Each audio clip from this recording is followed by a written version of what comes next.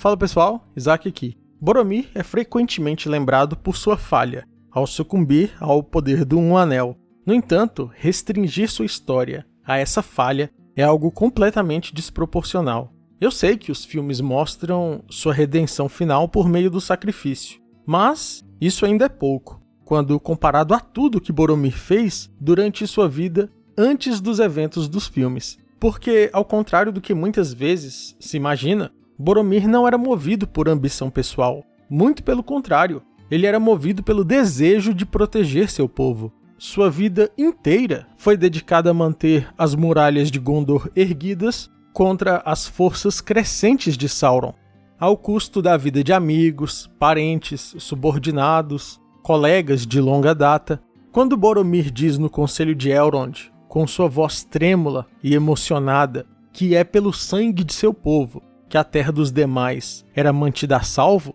ele não estava exagerando. Era a mais pura realidade. By the blood of our people are your lands kept safe. É só a gente olhar para o mapa. Como vocês estão vendo, Gondor, em especial as cidades de Minas Tirith e Osgiliath, eram absurdamente próximas geograficamente de Mordor, o que fazia de Gondor um verdadeiro escudo ao restante da Terra-média. Mas o custo disso era que os gondorianos precisavam lidar com os orcs diariamente. Se Gondor caísse, seria questão de tempo até Rohan, Valfenda, Erebor, a Floresta das Trevas e até mesmo Lothlórien fossem os próximos alvos. Boromir pode ter soado meio rude a princípio para alguns, mas ele não falou nada menos do que a mais pura verdade. O próprio desejo de Boromir pelo Um Anel não surgiu de ganância egoísta, mas da crença sincera de que aquele artefato poderia ser utilizado para salvar sua terra natal, ou ao menos dar um mínimo respiro, um mínimo de alívio. Boromir estava cansado de ver pessoas morrerem, aleijadas, e de dar notícias para os familiares que os pais, filhos ou irmãos deles jamais voltariam. A falha de Boromir em relação ao Anel é uma tragédia, e esse é talvez o lado mais obscuro do Anel, se aproveitar de pessoas boas e esperanças nobres para fazê-los sucumbir.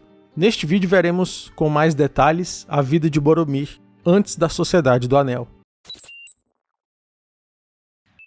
Boromir ainda era uma pequena criança quando se tornou vítima de Sauron.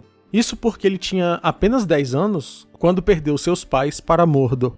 Enquanto sua mãe, Finduilas, morreu literalmente, seu pai, Denethor, tomado em luto pela morte da esposa, jamais foi o mesmo. Aspas para o retorno do rei. Finduilas era uma senhora de grande beleza e coração bondoso, mas faleceu precocemente. Tinha-se a impressão de que ela murchava na cidade fortificada. A sombra do leste a enchia de terror, e ela sempre voltava seus olhos para o sul, na direção do saudoso mar. Depois da morte da esposa, Denethor tornou-se ainda mais ríspido e calado do que antes. Ficava sentado sozinho em sua torre por muito tempo, perdido em pensamentos, prevendo que o ataque de Mordor realmente viria durante sua regência. Por causa disso, embora seu pai permanecesse vivo fisicamente, logo aos 10 anos, Boromir perdeu os pais de alguma forma, seja fisicamente ou mentalmente. Isso fez com que ele e seu irmão mais novo, Faramir, que tinha metade de sua idade, tenham buscado auxílio um no outro. Dessa situação nasceu um grande vínculo afetivo que duraria até o fim de suas vidas. Apesar de terem crescido juntos, os irmãos tinham vocações completamente diferentes. E isso resultou, inclusive, na diferença de tratamento a eles dispensado pelo próprio pai, Denethor. Boromir cresceu treinando com o objetivo de se tornar o melhor guerreiro de Gondor, enquanto Faramir preferia ser um estudioso, tendo buscado sabedoria justamente em Gandalf. Como sabemos, não é que Faramir não lutava, como inclusive é retratado nos filmes, ele dava o seu melhor. Acontece que a vocação de ambos os irmãos era distinta, e muito embora o pai deles favorecesse Boromir, isso jamais gerou qualquer tipo de rivalidade entre eles. Pelo contrário, tal como acontece numa das melhores cenas extras da versão estendida no segundo filme, Boromir agia ativamente para defender seu irmão. They say you vanquished the enemy almost single-handed. They exaggerate. The victory belongs to Faramir also. But for Faramir, the city would still be standing. You give him no credit and yet he tries to do your will. Aspas para o retorno do rei. Boromir se divertia principalmente com armas. Forte e destemido, preocupava-se pouco com os estudos da tradição, exceto as histórias de antigas batalhas. Faramir, o mais novo, tinha uma aparência semelhante à do irmão, mas uma mente diferente. Acolheu Gandalf todas as vezes em que este visitou a cidade, e aprendeu tudo que pôde da sabedoria do mago. Muitos daquela época o julgavam menos corajoso que o irmão, mas isso não era verdade, a não ser pelo fato de que ele não buscava glória no perigo desnecessário. Nesse, em muitos outros pontos, desagradou a seu pai.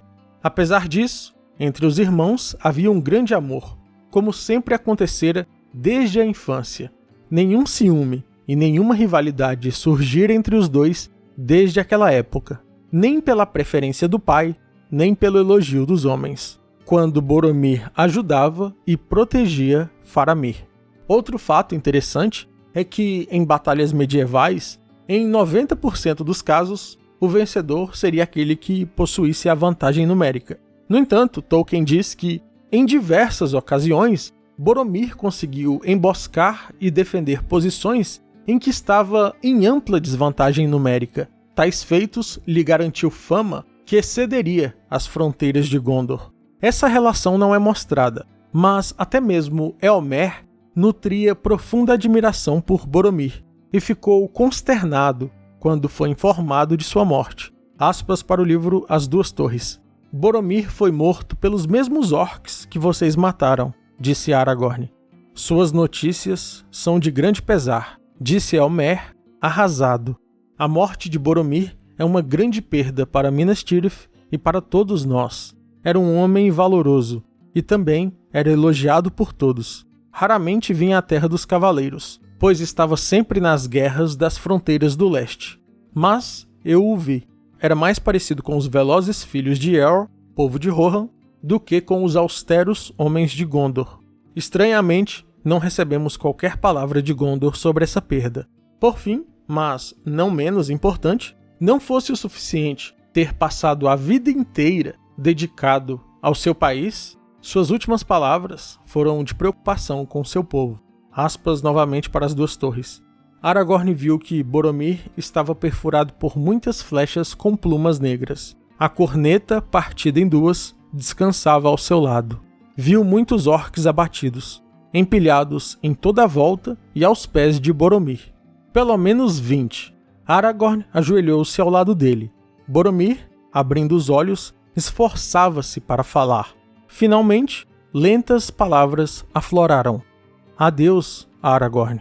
Vá para Minas Tirith e salve meu povo, pois eu falhei. Não, disse Aragorn pegando-lhe a mão e beijando sua fronte. Você venceu. Poucos conseguiram tal vitória. Fique em paz. Minas Tirith não sucumbirá. Boromir, então, sorriu. Um salve ao novo membro do canal Delta Drones e aos membros Magos Elétricos Sal Gomes, Eric Guimarães e Pedro Henrique. Muito obrigado pelo apoio ao canal, meus amigos. Tamo junto. E com isso chegamos ao fim de mais um vídeo. Se você gostou, não deixe de se inscrever e deixar um gostei. Um abraço e até o próximo vídeo.